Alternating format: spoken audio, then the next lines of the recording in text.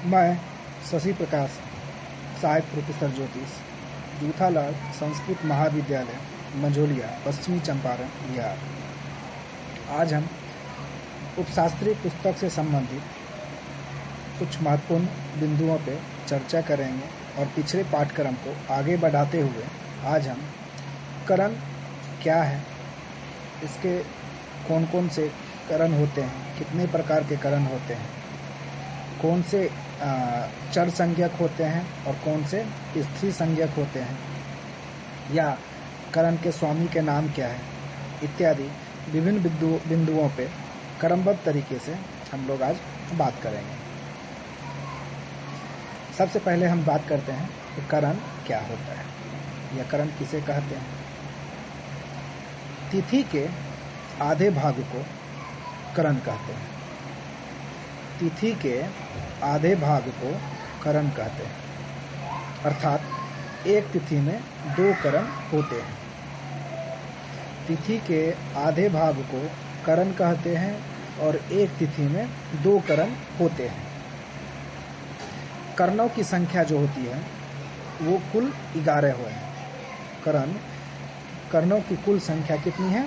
11 होती है, जिसमें प्रथम 7 करण चर संज्ञक होते हैं और बाद के चार संख्या जो होते हैं, वो 4 करण जो होते हैं वो स्त्री संज्ञक होते हैं।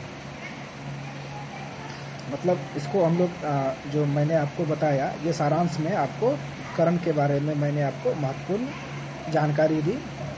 मैं आपको फिर से बता दूं, तिथि के आधे भाग को करण कहते हैं।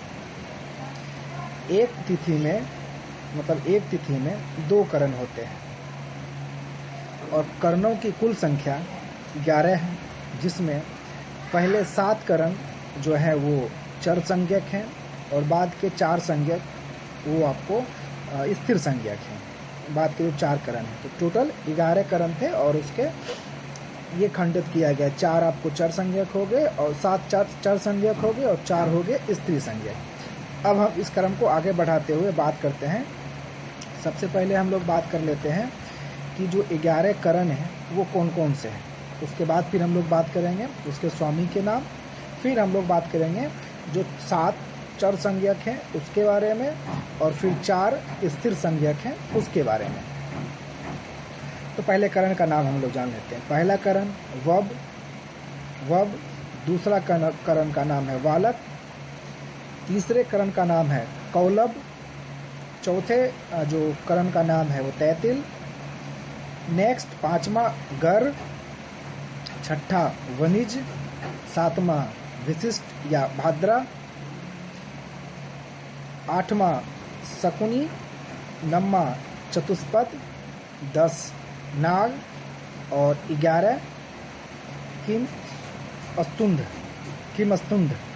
ये हमारे 11 करण थे, जिसको हमने आपको एक क्रमबद्ध तरीके से बताने का प्रयास किया।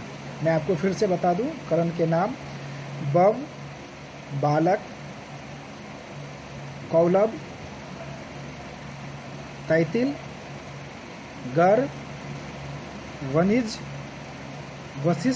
विष्टि या भाद्रा, शकुनी, चतुष्पद, नाग, किमस्तुंध। ये हमारे जो करण थे उसके नाम थे। अब हम लोग एक एक करके बात करते हैं कि इनके स्वामी के नाम क्या है। तो पहला वब करण का नाम हो गया और इसके स्वामी का नाम हो गया इंद्र। वब करण का नाम हो गया और इसके स्वामी का नाम हो गया इंद्र। वालक करण का नाम हो गया और इसके स्वामी का नाम है ब्रह्मा। बालक करण का नाम हो गया और इनके स्वामी का नाम है ब्रह्मा।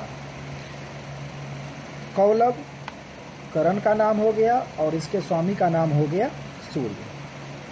कौलब करण का नाम हो गया और इसके स्वामी का नाम हो गया सूर्य। तैतिल करण का नाम हो गया और स्वामी का नाम हो गया सूर्य। करण का नाम तैतिल और उसके स्वामी का नाम है सूर्य। गर करण का नाम हो गया और इनके स्वामी का नाम है पृथ्वी। गर करण का नाम हो गया और इसके स्वामी का नाम है पृथ्वी। वनिज वनिज हो गया आपको करण का नाम, वनिज करण का नाम हो गया और इनका जो स्वामी है वो लक्ष्मी। वनिज करण का नाम हो गया और इसके स्वामी का नाम है लक्ष्मी। विष्टि या भाद्रा विष्टि या भाद्रा ये करण का नाम हो गया और इनके स्वामी का नाम है यम। विष्टि या भाद्रा ये करण का नाम हो गया और इनके स्वामी का नाम है यम। अब हम बात करते हैं आगे। शकुनी शकुनी करण का नाम हो गया और इसके स्वामी का नाम हो गया कलयुग। शकुनी करण का नाम हो गया और इनके स्वामी का नाम हो गया कलयुग। चतुष्पद चतुष्पद करण का नाम हो गया और इसके स्वामी का नाम हो गया रुद्र। चतुष्पद करण का नाम हो गया और इसके स्वामी का नाम हो गया सूर्य। नाग नाग करण का नाम हो गया और इनके स्वामी का नाम हो गया सर्प। नाग करण का नाम हो गया और इसके स्वामी का नाम हो गया सर्प। किमस्तुंड किमस्तुंड करण का नाम हो गया और इनके स्वामी का नाम हो गया वायु। किमस्तुंड करण का नाम हो गया और इनके स्वामी का नाम हो गया वायु। तो मैंने अभी आपको एक क्रमबद्ध तरीके से 11 करण का नाम बताया और इनके स्वामी का नाम बताया। इन सभी बिंदुओं को ध्यानपूर्वक सुनिएगा तो आपको बहुत कुछ लाभ मिलेगा। अब मैं आपको बताने वाला हूँ चर संज्ञक कौन कौन से होते हैं और स्त्री संज्ञक कौन कौन से होते हैं। तो जैसा कि हम लोग पहले ही आपको बता दिए कि 7 चर संज्ञक हो गए और फिर 4 जो बचते हैं वो 4 आपके हो गए स्थिर संज्ञक। तो जो हमारे 7 चर संज्ञक हैं उसके बारे में हम लोग क्रमबद्ध तरीके से बात करते हैं। तो पहला बब, ये आपको चर संज्ञक है। बब चर संज्ञक है। बालक ये भी चर संज्ञक है। कौलव ये भी आपको चर संज्ञक है। तैतिल ये भी आपको चर संज्ञक है। गर ये भी आपको चर संज्ञक है। वनिज ये आपके चर संज्ञक है। विष्टि या भाद्रा ये भी आपके चर संज्ञक हैं।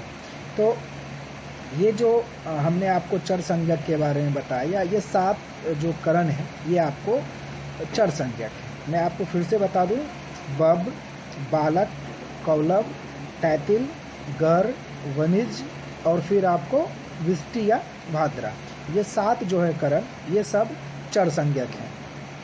आपसे कभी भी वस्तुनिष्ठ प्रश्न नहीं पूछा जा सकता है कि चर संज्ञक कितने प्रकार के होते हैं। तो हम बोल सकते हैं 7। कौन कौन से होते हैं तो हम लोग कह सकते हैं वव, बालक, कौलव, तैतिल, गर, वनिज और विष्टि या भाद्रा, ये 7 हमारे करण हैं जो आपको चर संज्ञक हैं। अब हम बात करने वाले हैं स्त्री संज्ञक। स्त्री संज्ञक कौन कौन से हैं। शकुनी ये आपको स्थिर संज्ञक है। शकुनी स्त्री संज्ञक है। चतुष्पद ये भी आपके स्त्री संज्ञक है। चतुष्पद ये आपके स्त्री संज्ञक है। नाग ये भी आपको स्त्री संज्ञक है। नाग ये आपको स्थिर संज्ञक है। किमस्तुंड ये भी आपके स्थिर संज्ञक हैं। तो स्त्री संज्ञक हो गए हमारे कुल 4 और चर संज्ञक कुल हो गए 7। अगर कभी भी परीक्षा में वस्तुनिष्ठ प्रश्न भी पूछा जाए या कोई भी आदमी आपसे पूछे कि चर संज्ञक कितने होते हैं तो हम लोग कह सकते हैं 7 और स्थिर संज्ञक कितने हैं 4। करण कितने होते हैं, करण की संख्या कुल 11 होती है। कौन कौन से, वव, बालक, कौलव, तैतिल, गर, वनिज, विष्टि, शकुनी, चतुष्पद, नाग, किमस्तुंड, ये हमारे हो गए 11 करण के नाम। मैंने आपको 7 चर संज्ञक के बारे में बता दिया था, वव, बालक, कौलव, तैतिल, गर, वनिज और विष्टि या भाद्रा, ये आपको चर संज्ञक है। अब स्त्री संज्ञक पूछा जाए कि कौन कौन से हैं तो हम लोग कह सकते हैं शकुनी, चतुष्पद, नाग, किमस्तुंडम। तो ये हमारे 4 हो गए स्त्री संज्ञक। तो आज हमने पिछले पाठ्यक्रम को आगे बढ़ाते हुए हमने आज ये भी सोचा कि ये भी कुछ महत्वपूर्ण बिंदु हैं जो छूट रहा था, तो मैंने इसे आज पूरा कर दिया। आप इन सभी बिंदुओं को क्रमबद्ध तरीके से अगर आप अध्ययन करते हैं तो ये आपके लिए काफ़ी लाभप्रद होगा और आपके ज्ञान में काफ़ी वृद्धि होगी। इसके बावजूद भी, मेरे द्वारा बताने के बावजूद भी, अगर आपको कहीं पे भी समझने में या फिर जानकारी लेने में किसी भी प्रकार की कुछ समस्या हो, आप हमसे संपर्क कर सकते हैं। आप इन सभी बिंदुओं का अध्ययन करें ध्यानपूर्वक और इसका लाभ उठाएं। धन्यवाद।